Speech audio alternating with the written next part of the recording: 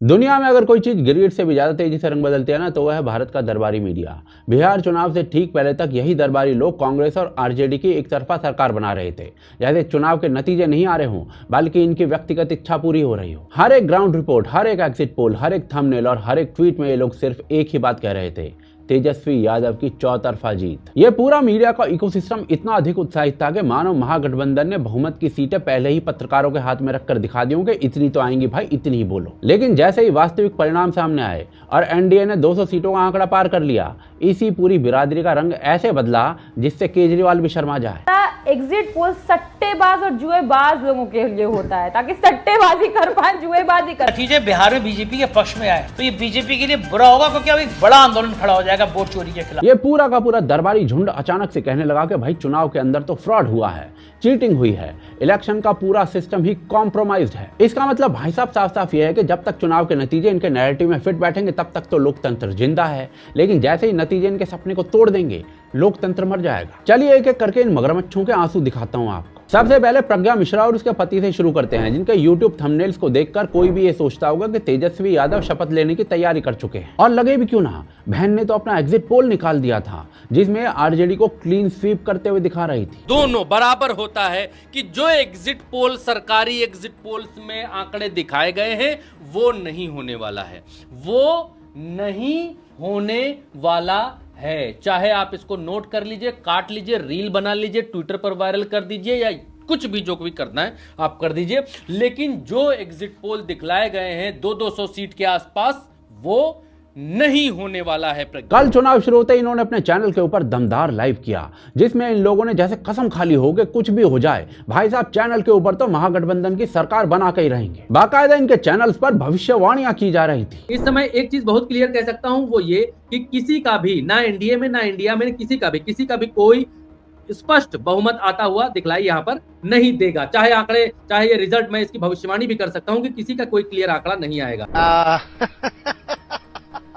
Are you comedy me?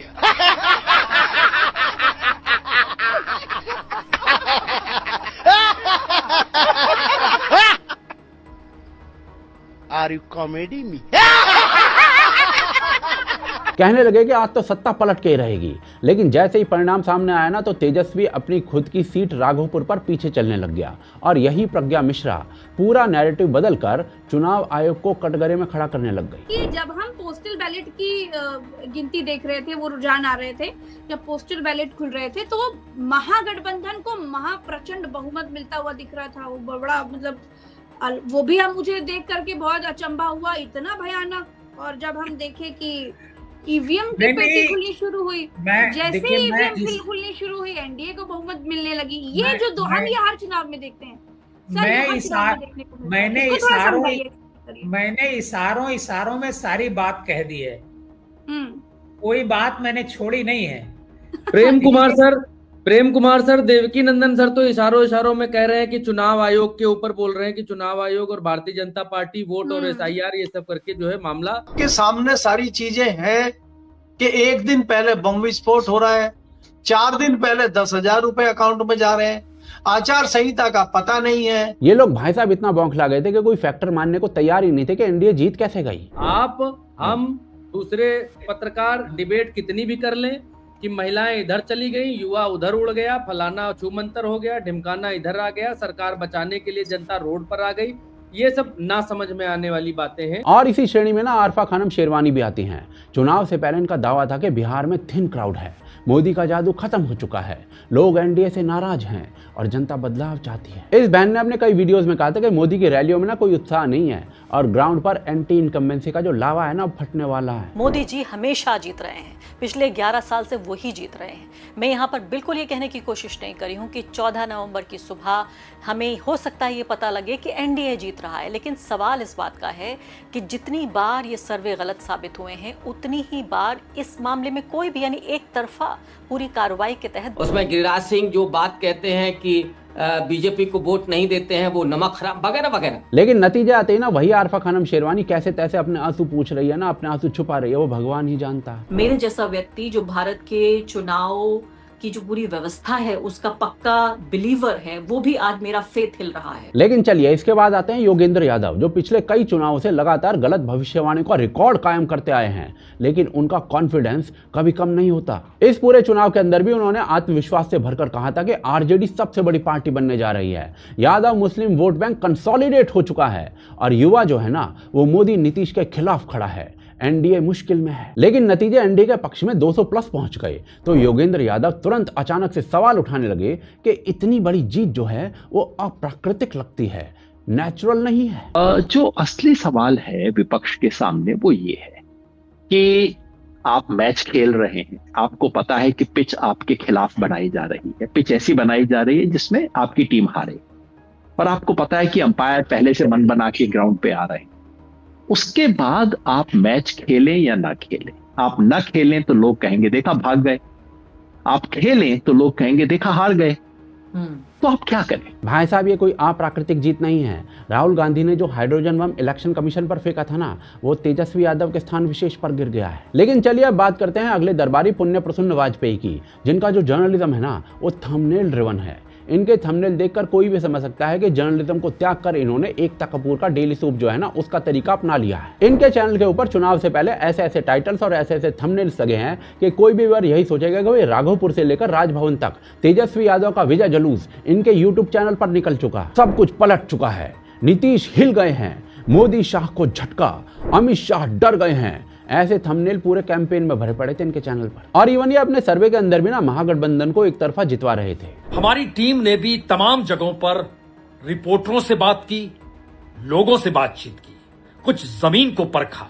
और उसके बाद जो एग्जिट पोल निकल कर आ रहा है वो सीधे तौर पर इंडिया गठबंधन कहे या महागठबंधन कहे उसकी जीत को दिखला रहा है। तो महागठबंधन 130 से 146 सीट तक जीत सकता है और दूसरी तरफ एनडीए, उसका आंकड़ा कम से कम होगा तो 85 सीटों का होगा और ज्यादा से ज्यादा होगा तो वह 102 सीटों का होगा। लेकिन भाई साहब परिणाम आते ही ना इस आदमी का कॉन्फिडेंस धुआं बनकर नितंब वायु की तरह हवा में गायब हो गया है और नैरेटिव तुरंत कॉन्स्पायरेसी थ्योरी की तरफ मुड़ गया है। कहीं तो कुछ गड़बड़ है दया। यानी जब इनका प्रेडिक्शन गलत साबित होना तो ब्लेम जनता पर, सिस्टम पर, ईवीएम पर, डेमोक्रेसी पर डालकर अपना पिंड छुड़ा लो, अपने ऊपर गलती को कभी आने मत दो। लेकिन भाई साहब इसके बाद आते हैं अभिसार शर्मा, जो हर इलेक्शन से पहले एक ही स्क्रिप्ट को दोहराते हैं। पहले जोर जोर से बीजेपी को करप्ट बताता है, फिर बताता है कि जनता ने बीजेपी के खिलाफ मोर्चा खोल दिया है और फिर कहता है कि सरकार कोलैप्स होने वाली है, गिरने वाली है और अब कोई नहीं बचा सकता सरकार को। लेकिन जैसे इलेक्शन के अंदर नतीजे उम्मीदों के खिलाफ जाते हैं ना तो वापस से पूरा मेल्टडाउन मोड में चला जाता है और यही साइकिल जो है ना पिछले 10 साल से हर चुनाव में चल रही है। इस बार भी इन भाई साहब ने काउंटिंग से पहले लाइव आकर कहा था कि आरजेडी कंफर्टेबली जीत रही है, महागठबंधन आगे बढ़ रहा है और नीतीश वोट चोरी के बड़े खेल में, राहुल गांधी के जाल में फंस चुके हैं। लेकिन जैसे ही एनडीए 200 सीटों के पार चला गया ना तो अभिसार तुरंत कॉन्स्पायरेसी मोड में चले गए और बोले कि वोट चोरी का केस है, ऑफिसर बीजेपी से मिले हुए हैं और काउंटिंग मैनिपुलेटेड हो सकती है। प्रियंका भारती ने कहा है कि लोकतंत्र को रौंद दिया गया है, बधाई ज्ञानेश गुप्ता। मुख्य चुनाव आयुक्त ज्ञानेश कुमार को बिहार चुनाव में जीत की बधाई। आपने बहुत मेहनत की, 64 लाख मतदाताओं के नाम काटे, 16 लाख नए मतदाताओं ने आवेदन किया, आपने 21 लाख नए नाम जोड़ दिए। धांधली पर धांधली, बेहिसाब धांधली। भाजपा को आपसे अच्छा सहयोगी नहीं मिल सकता। विपक्ष ये जो दावे कर रहा है इसमें वजन, इसमें दो राय नहीं है दोस्तों।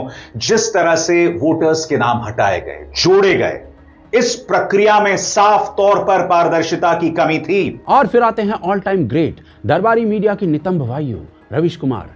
रवीश कुमार ने ना जाने कितने दिन पहले ये कह दिया था कि जनता बदलाव चाहती है, तेजस्वी आ रहे हैं। नमस्कार, मैं रवीश कुमार। एक दिन में 17 सभाएं करने वाले तेजस्वी यादव अलग अलग रंग की टी शर्ट में क्यों नजर आ रहे हैं? क्या टी शर्ट तेजस्वी यादव को इस चुनाव में नया मेकओवर दे रही है या ग्रह नक्षत्र की गणना करने वालों का? और मोदी नीतीश का मॉडल खत्म हो चुका है, टूट कर गिरेगा। 2005 से 2025 के बीच बिहार में 11,500 किलोमीटर से अधिक सड़क निर्माण हुआ है। हर बात में रोड का रिकॉर्ड आ जाता है। क्या यह सरकार 20 साल से केवल सड़कें बनवा रही थी? इन सड़कों से बिहार में आया क्या? उल्टा लोग बिहार से बाहर जाने लगे। लेकिन जैसे ही जनता ने भारी बहुमत से एनडीए को जीत दिला दी तो रवीश चाचा भी ना मेल्टडाउन मोड में चले गए। 15,000 करोड़ रुपया, 12 से 15,000 करोड़ रुपया अगर सिर्फ महिलाओं के खाते में गया है, क्या उसकी वजह से ये जनादेश मिल रहा है? इस पर चर्चाएं अभी कम दिख रही हैं। हालांकि जो चुनावी गिनती के एक्सपर्ट हैं वो यही कहते हैं कि इस तरह के पैसे के बंटवारे का चुनाव के नतीजों से संबंध होता है, यानी चुनाव बदल जाता है और पैसा बांटने वाली पार्टी जीत की तरफ बढ़ जाती है। और भाई साहब, ऐसे ना जाने कितने दरबारी मीडिया के एग्जाम्पल्स हैं। इस पूरे इकोसिस्टम की सबसे बड़ी समस्या यही है कि दूसरों को गोदी मीडिया कहते हैं, अंधभक्त कहते हैं, लेकिन ये खुद अपने मालिकों के प्यार में इतने अंधे हो चुके हैं कि बेसिक कॉमन सेंस भी ना खो चुके हैं। रवीश जी, ये चुनाव सिर्फ राजनीतिक नहीं था, बल्कि इसने ये दिखाया है कि दरबारी मीडिया की क्रेडिबिलिटी किस हद तक गिर चुकी है। जो लोग खुद को बुद्धिजीवी समझते हैं ना, उन्होंने अपनी पूरी जिंदगी इसी अहंकार में बिताई है कि वो भारत को डायरेक्शन देते हैं। लेकिन जैसे ही जनता इनके नैरेटिव से बाहर वोट कर देती है, ये वही लोग हैं जो लोकतंत्र, ईवीएम, चुनाव आयोग, पुलिस, प्रेस, न्यायपालिका सब पर उंगली उठाते हैं। आपको लगेगा कि ये लोग फ्रस्ट्रेशन में ऐसा कर रहे हैं, पर ये फ्रस्ट्रेशन नहीं है, ये प्रिविलेज का टूटना है।